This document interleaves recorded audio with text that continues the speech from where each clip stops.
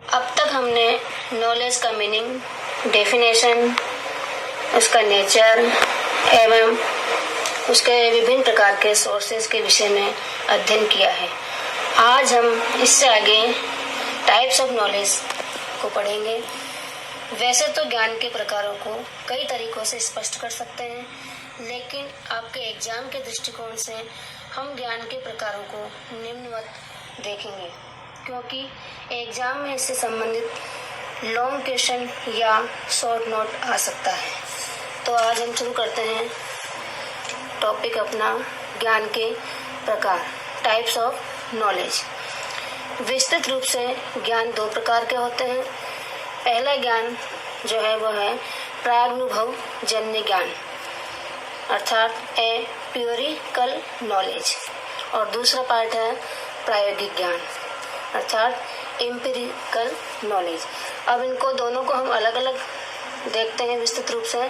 पहला है हमारा प्रागनुभव जन्य ज्ञान, अर्थात जैसा कि स्पष्ट हो रहा है, प्राक मतलब पूर्व ज्ञान, पहले का जो ज्ञान होता है, अनुभव से पूर्व का जो ज्ञान है वो प्रागनुभव जन्य ज्ञान कहलाता है। ऐसा ज्ञान जिसे बुद्धि की सहायता से प्राप्त किया जाता है प्रागनुभव जन्य ज्ञान कहलाता है।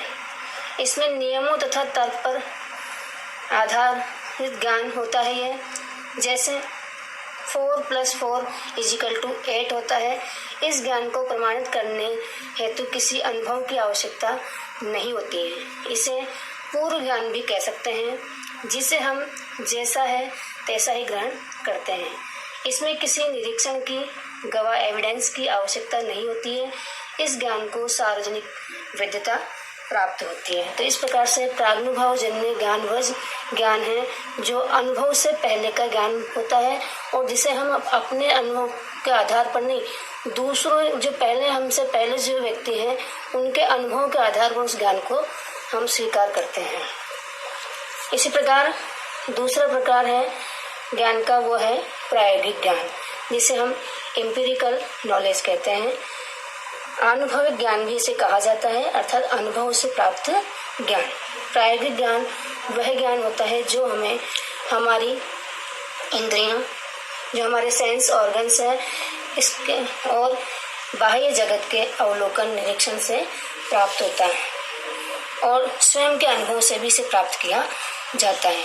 इस ज्ञान को हम विभिन्न विधियों का प्रयोग करते हुए और किसी भी तथ्य को प्रयोग के द्वारा समझकर ग्रहण करते हैं। यह ज्ञान करके सीखने के सिद्धांत पर आधारित होता है, अर्थात लर्निंग बाय डूइंग। जैसे प्रयोगशाला में विभिन्न गैसों को बनाना, विभिन्न मिश्रण को पृथक करना।